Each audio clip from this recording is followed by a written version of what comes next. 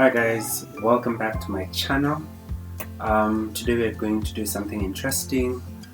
It's always been a passion of mine to teach people, and also in teaching for me to learn how best to deal with money. Money is a very big part of our life, and you would be surprised about the statistics associated with money.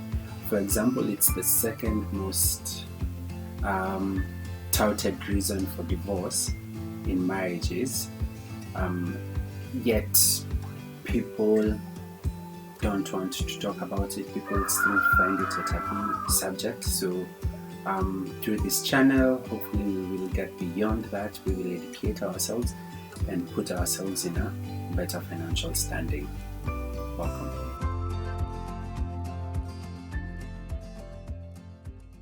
So this week I asked a few of my followers, a few of my friends, generally out in my social network, for people to ask some questions that they have related to money, and I would do my best to answer them. So a lot of you have shared, and this is the attempt at answering the questions to the best of my ability, to the best of my knowledge, to put ourselves in a better financial position. So let's do it. So the first person here, hi, please unaweza nitumia ka M-Pesa? Well, subscribe, like, share the video, alafu weke namba ya M-Pesa hapo kwa comments and I will send it. Then I have another question. How can we keep the money that we make? What I infer from this is you have no struggle in terms of income, and in a later video we will look at the 8 types of incomes that are there. Your problem is how do you keep the money that you have, and I think the problem now is consumerism or spending. So I would recommend to you to take one of these free apps. I personally like Money Lover, free apps on Apple Store or on Play Store, and track your expenses. The minute you track your expenses, you become conscious of what you spend on, where your money is going, and you are able to then determine whether something is very necessary for you or something is not. That would be the first step. So we would go from tracking your expenses to creating a budget. Once you have your budget figured out, what we would do is now try and live the budget, live LIVE, and through this you can now modify your budget as you go along. It would be very important for you to write down your financial goals. If it's clearing debt, if it's whether to invest, if you're saving for something. So as we go along, we modify the budget to make sure that they address your current financial needs. That might be one way to save your money or to keep your money. Another thing which is similar to another question that was asked, which was how should I invest or save? So for people who want to save, you already have an income, you already know what you have an idea of what your monthly expenses are. First of all, I would advocate for you to save automatically at the start. So spend what you have left after saving, but do not save after spending. Do not save what you have left after spending. And this would ensure that every month you would be able to put some money aside, and you would achieve your financial goals or your savings goals. After that, then we look into some of your expenses that are outside your necessities bracket, and we would look on how to optimize them. So the next person asked about how to stick to a budget, and it seems people struggle with this. I personally also struggle with it, and in my experience, I noticed having absolute figures made it harder for me, and two, having your budget not being reflective of, say, your goals or your desires or things you need to do, made it very difficult. So, in tracking our expenses, we would know where we spend our money to. And in that analysis, we would analyze what is important to me, what is not important to me, and then craft a budget from there. So, if you're the type of person who very heavily values meeting your friends and being able to socialize and hang out with them, then in your budget, have you factored that aspect of your life in it? If you like clothes, and I know a lot of you do, drip is forever. Have you factored in your budget, or the budget that you've tailored entirely ignores your desire, and therefore every time you shop for clothes, you feel as if you've gone against the budget? So does your budget actually reflect your values? Does your budget reflect things that you hold dear, and while at the same time put you in a better financial position? I know you would see a lot of information on the internet that don't buy that shoe, don't buy that jacket, don't buy those clothes, and it's fine for some people, it's fine. However, I would say your budget needs to have that accommodation. Your budget needs to accommodate some of your desires, but still keep you on track for this. So look at what you consider very important. I personally, at this time, do not care much for buying new clothes. I have enough pieces, and say buying clothes every week would not really excite me or get me going. However, spending some money on, say, my family or maybe tech gear would bring me more fulfillment. So in my budget, I would have more money directed to that rather than clothes. So it's the same thing for you guys. Next question I had was similar. How do I save when I'm a shopping addict? Same thing. Save at the start.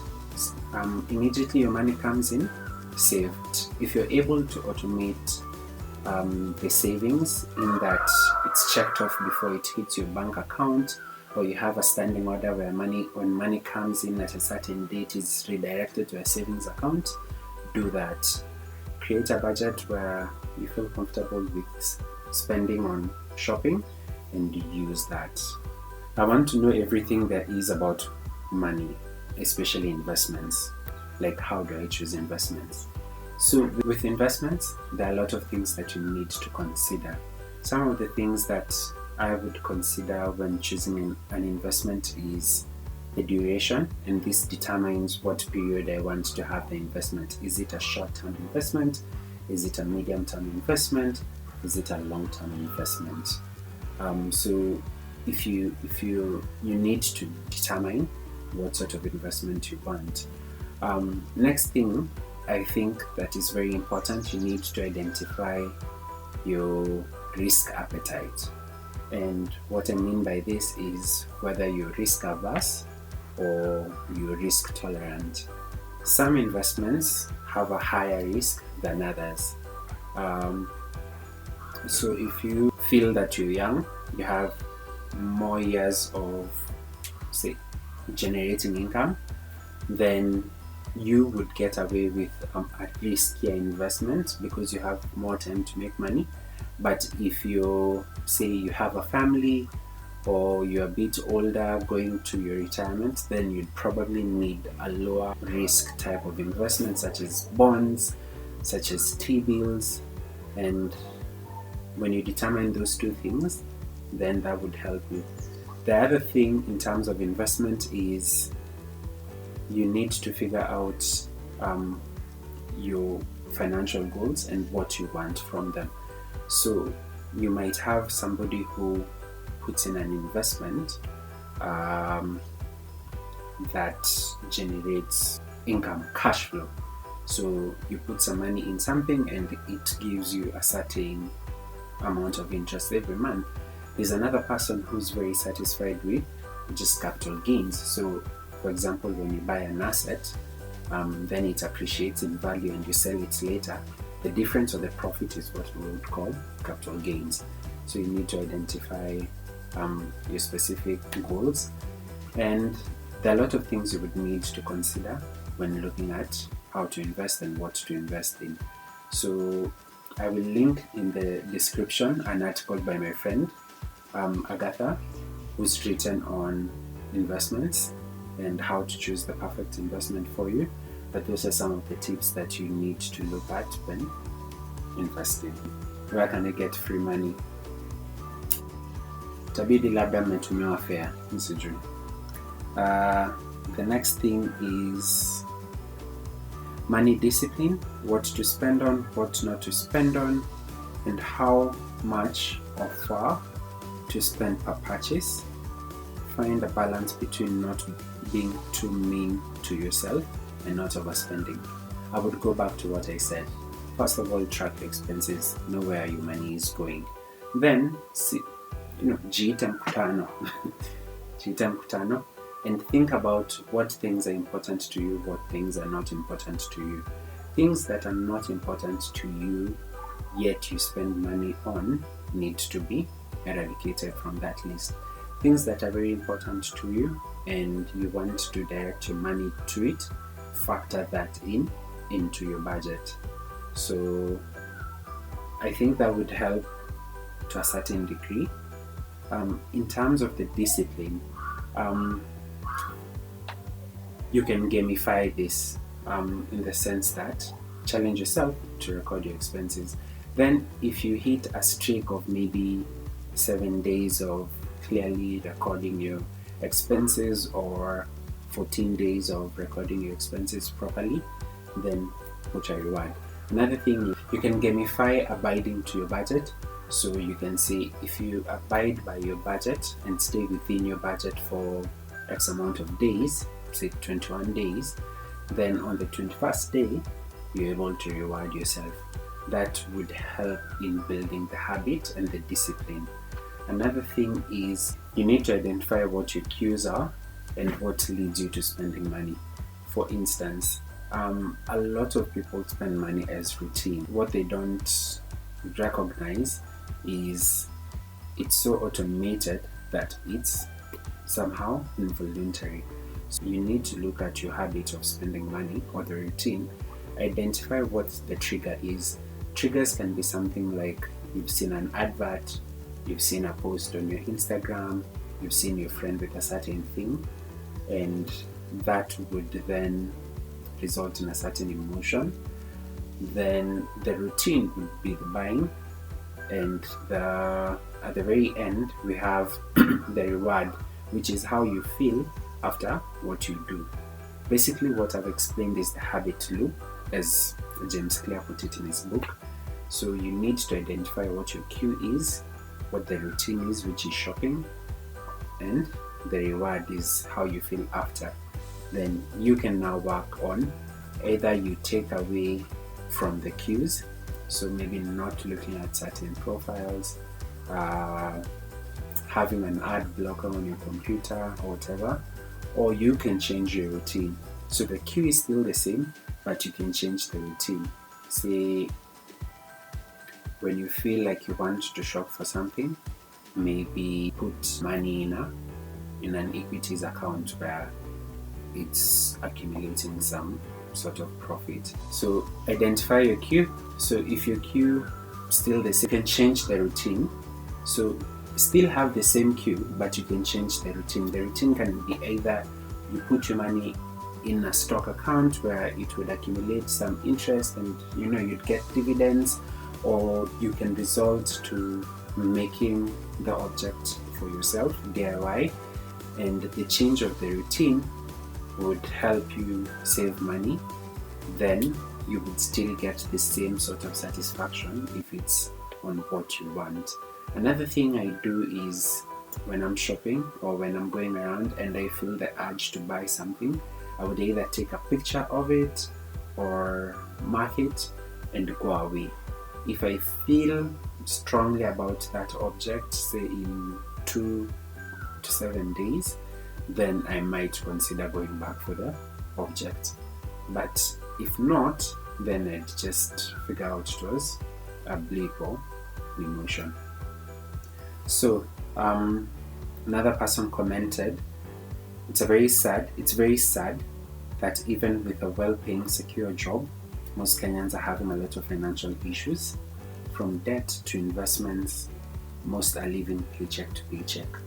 And to conclude, I'd say this is the purpose of this channel, of this sort of information and these conversations, to help us be better with our finances.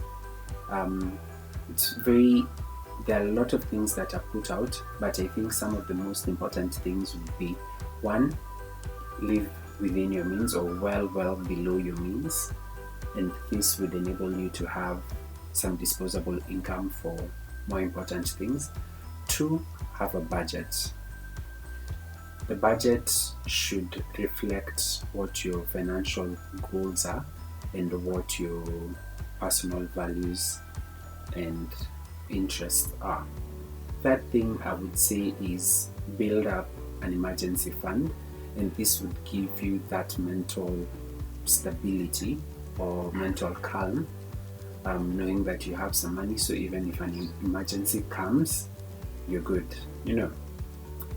For a lot of Kenyans, they do not a lot of them afford that type of luxury.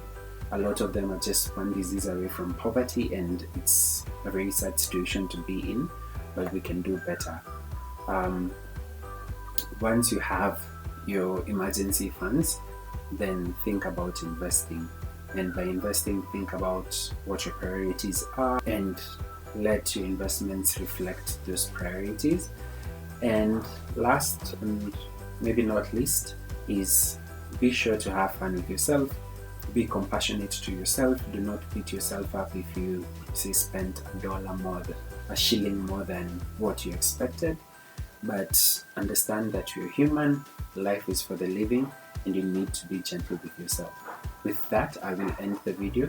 And if you have any more questions, feel free to either DM me or comment down below, and I will hopefully respond to most of them. Bye guys.